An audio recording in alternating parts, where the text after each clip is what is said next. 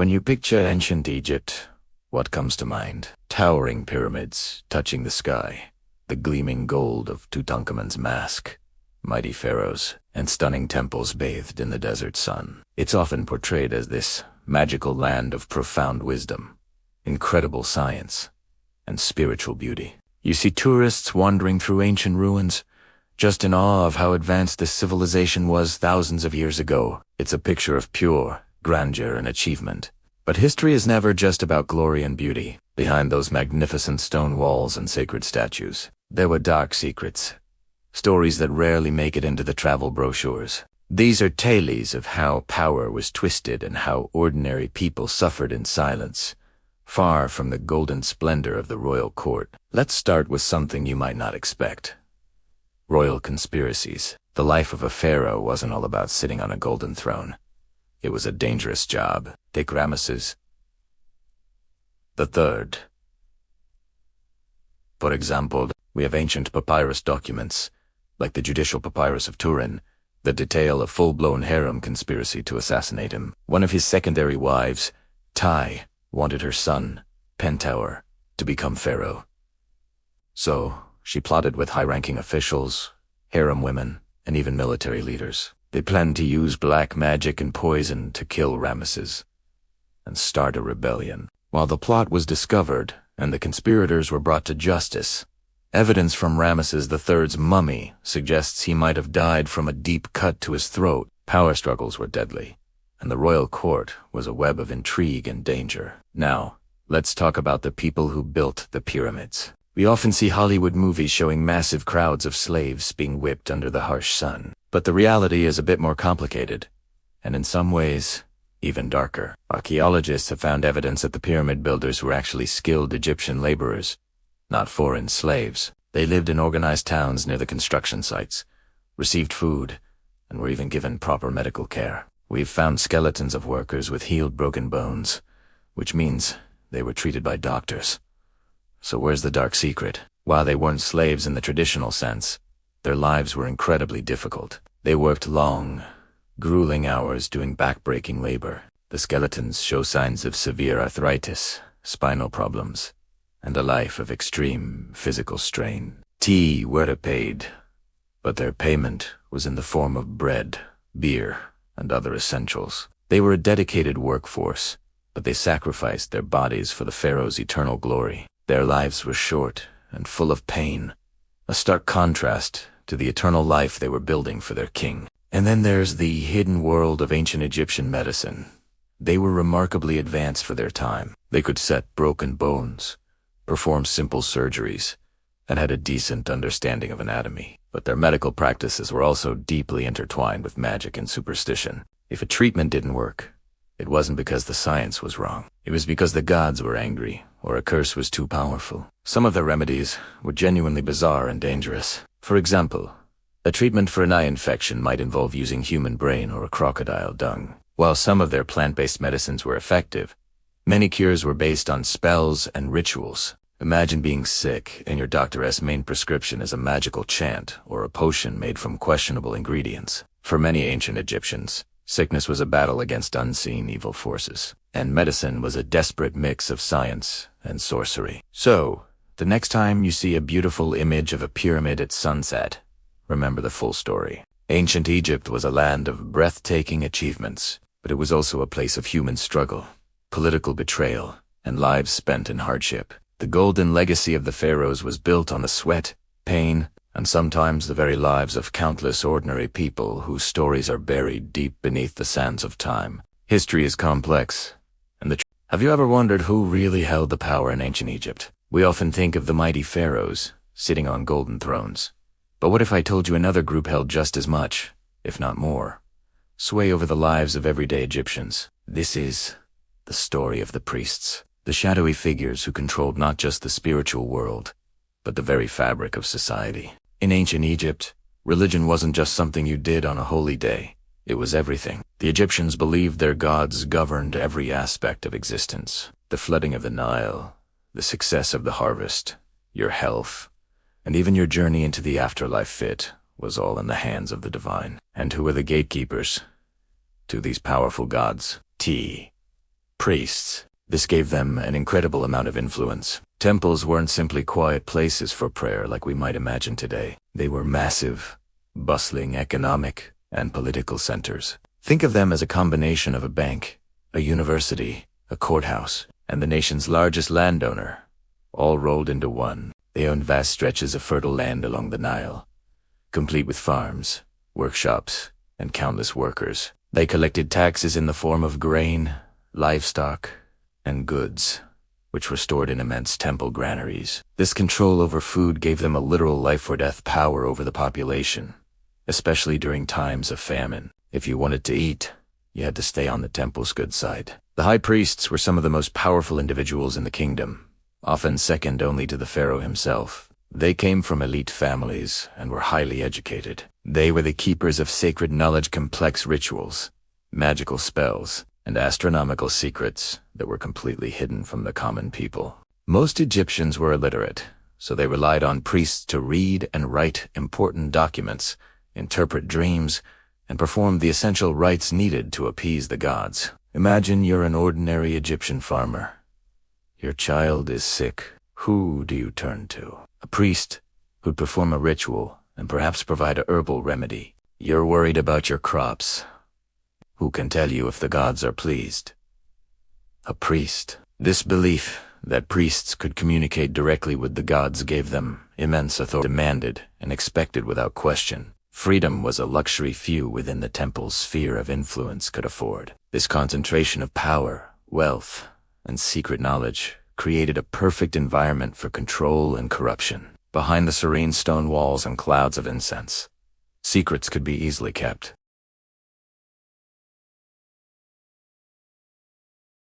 They could influence the pharaoh's decisions by claiming a certain god was displeased. This immense, unchecked power meant that for centuries, the priests of ancient Egypt were the true puppet masters, pulling the strings that guided an entire civilization. So, next time you see an image of a majestic pharaoh, remember the powerful priests standing just behind the throne, the silent rulers who shaped the destiny of ancient Egypt. Thanks for watching. And if you enjoyed this journey into the past, don't forget to like, subscribe, and hit that notification bell for more hidden histories. See you next time.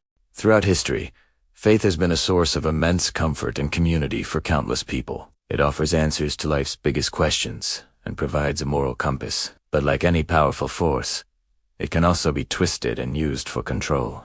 Today, we're going to explore the darker side of how religious structures have sometimes been manipulated, creating environments where people feel powerless and abuse can occur. Let's step back in time. Imagine a world where every natural event, from the rising sun to a sudden storm, was seen as a direct message from the gods. In these world, priests and religious leaders weren't just spiritual guides. They were the interpreters of divine will. They held the keys to understanding these powerful, unsent forces. They taught that the gods demanded strict obedience, unwavering purity, and sometimes immense sacrifice. The message was simple and powerful. Follow the rules, and you will be blessed. Disobey, and you risk divine punishment. This wasn't a small threat. Divine punishment could mean anything from a personal illness to a devastating drought that could wipe out an entire community as food supply. It could mean bad luck, suffering, or even death. The fear was real and pervasive. It shaped every decision, every day. If your crops failed, was it because you angered the god of the harvest? If a loved one fell sick, was it a punishment for some hidden sin? This constant anxiety kept people looking to the priests for guidance and reassurance. They held the power to calm these fears, but also the power to amplify them. This dynamic created an immense power imbalance. People were taught that to question a priest was to question the gods themselves. Disobedience wasn't just breaking a rule. It was a sin, an act of defiance against the very fabric of the universe. This system demanded absolute trust and discouraged critical thinking. The fear of divine retribution was a powerful tool for ensuring compliance. It kept the community in line and reinforced the authority of the religious leaders. Now, let's look at what happened inside the sacred walls of temples and holy sites. For many, especially women, serving within these institutions was seen as the highest honor. They were told that by serving the priests, they were directly serving the gods, This was a sacred duty. Their devotion was channeled into unquestioning service. The temple was supposed to be a place of safety and spiritual purity, a sanctuary from the outside world. But this very environment, built on obedience and the suppression of doubt, could become a breeding ground for exploitation. When you're taught that your spiritual leaders are infallible and that their commands are divine,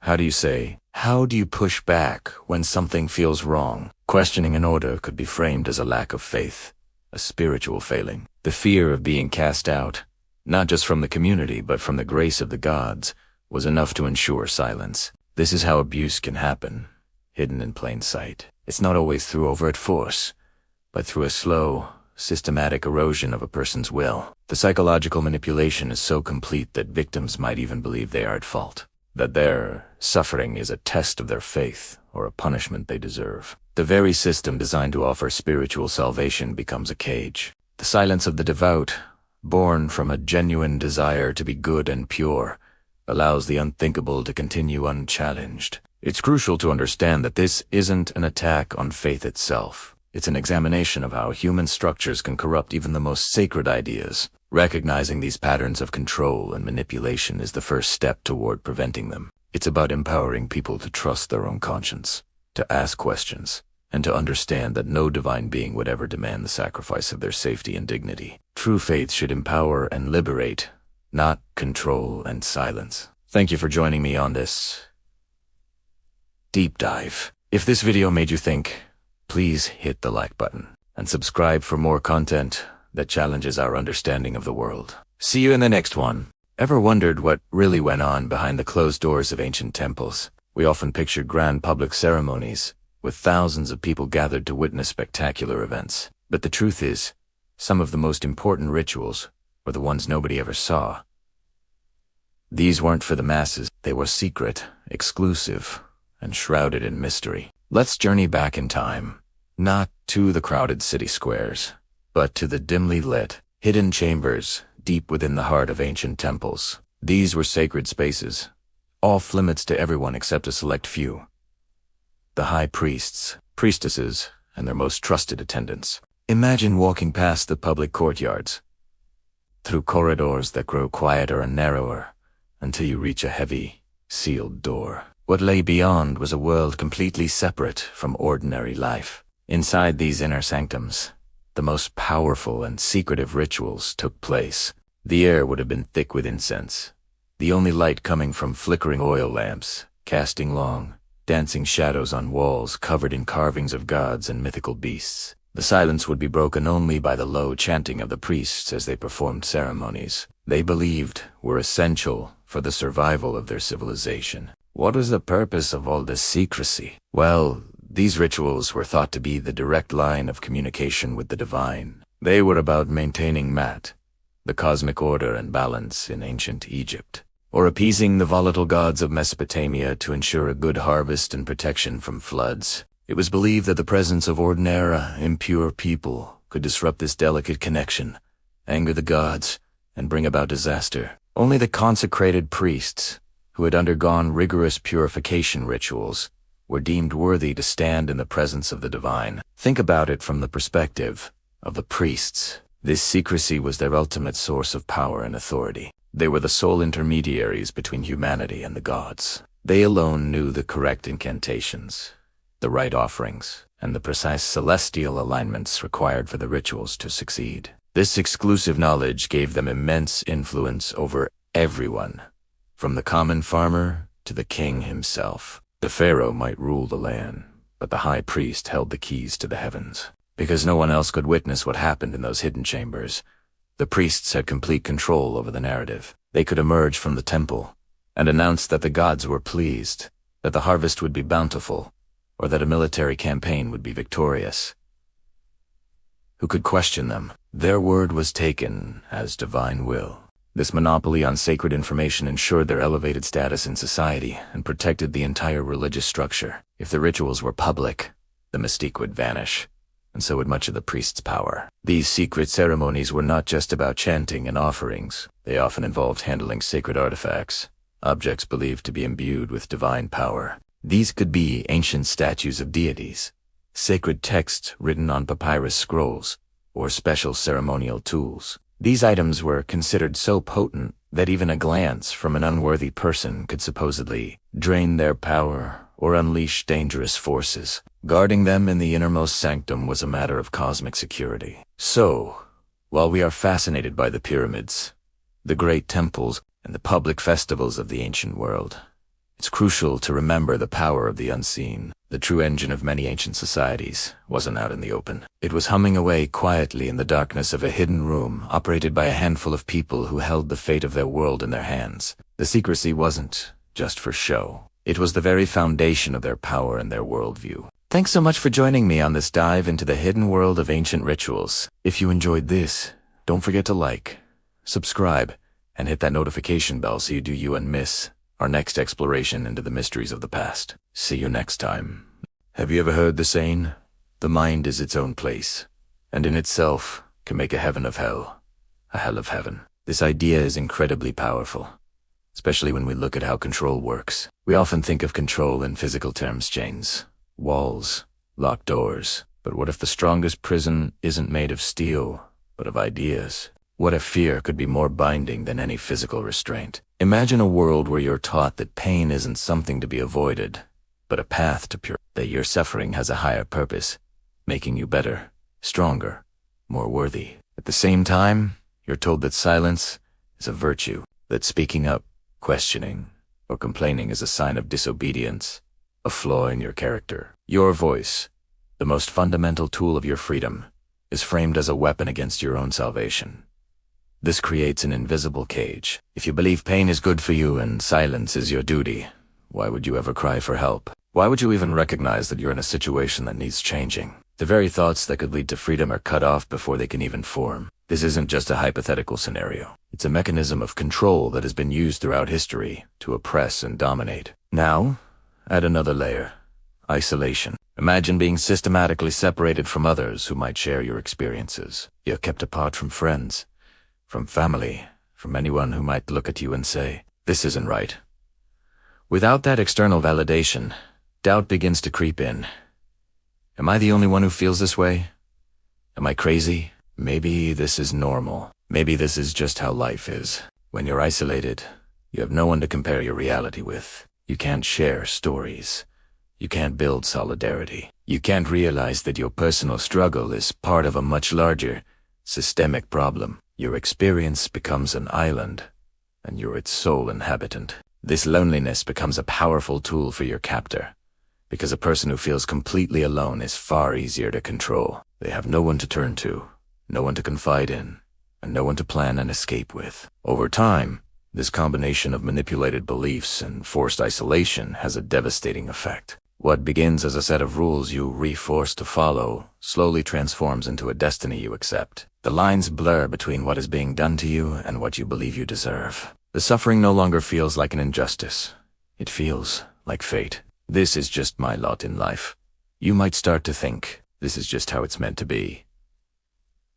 This mental acceptance is the final lock on the cage. Once a person internalizes their own subjugation, the physical chains become almost irrelevant. The prison is no longer around them, it's inside them. Escape becomes nearly impossible, not because the door is locked, but because they've been convinced there is no door. They've been taught to guard their own cell, to police their own thoughts, and to accept their suffering as a fundamental part of who they are. This is why understanding psychological control is so critical. It's subtle, insidious, and incredibly effective. Breaking free requires more than just breaking a physical chain. It requires breaking a mental one. It involves unlearning a lifetime of toxic lessons, reclaiming your voice from the silence, and realizing that pain is a signal that something is wrong, not a sign that you're being purified. It means reaching out, breaking the isolation, and discovering that you are not alone. The most powerful revolutions often begin not with a battle, but with a conversation with the simple, world-changing realization that your reality is not the only one possible. Thank you for watching. If this resonated with you, please consider subscribing for more discussions like this.